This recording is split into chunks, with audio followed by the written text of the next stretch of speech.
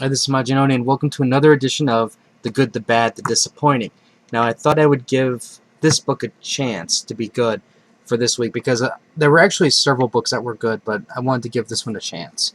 And that's Detective Comics number 25.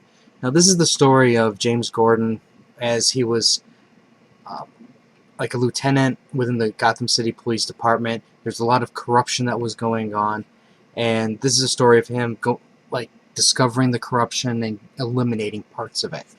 And this was a really decent read.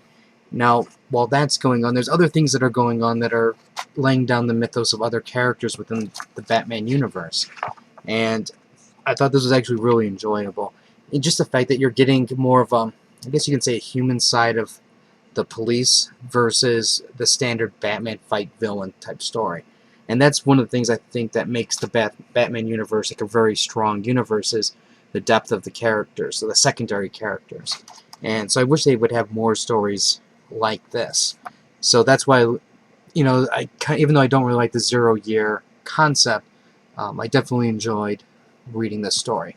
The art, though, I mean, it goes from, I guess you can say it goes from good to kind of like averagely to not so great. But if you look at it, the overall product, it was actually a really enjoyable read. Okay, the bad.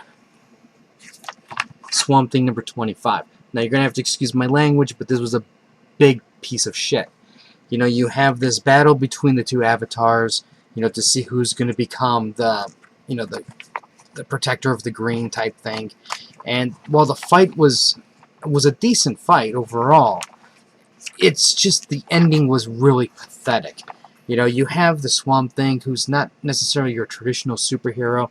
He should be something that's, like who goes by a different set of morals and ethics, because the Swamp Thing has to look at a bigger picture rather than a superhero image. And at the end here, it's like he has to just, kill the other guy because he knows too many of their secrets, and he just goes, no, I'm not going to do it. And that's when I just basically flipped this book and said, this is bad. Basically what they're doing is they couldn't figure out a better way to end this thing other than let's weaken the Swamp Thing character and let the other guy shine. Because clearly that other guy really isn't necessarily a stronger character. It's just that that character would actually have killed Alec if the roles were reversed. And I think that in terms of a Swamp Thing, that's what it needs. It needs somebody who's willing to do whatever it takes to protect the green. Not, well, I'm sorry, but that's a little too inconvenient for me at the moment, so I'm not going to do that. And once I saw that, I'm done with this book. I'm going to cancel it because I haven't really been enjoying it for the past couple issues, and once I read this, I'm like, I'm done. Because even though I know there's a new Avatar, how long is that going to last, right? Give it a couple issues, and then everything reverts back to normal again. And that's why I think that this is a big turd, and it's insulting. This Swamp Thing used to be a very intelligently written book, and what it's turned out to be is a third-rate superhero title, which is a shame. Disappointing. Well, we're going to end this with another DC book, and that's Superman Unchained. The reason why this is disappointing, because it doesn't live up to the title, Superman Unchained. I mean, you have this huge battle that they're basically setting up, and guess what? These two guys really don't fight. No, they stop fighting. He's like, wait, Superman, these drones could actually hurt you, so you need to hide behind me because I have thicker skin, and if only there's so much I have to teach you, and blah, blah, blah. And I'm like, oh, God, isn't this supposed to be a big Superman fight book? And all I got was a Superman talk book. And I don't like Superman talk books. Those get really boring really quickly.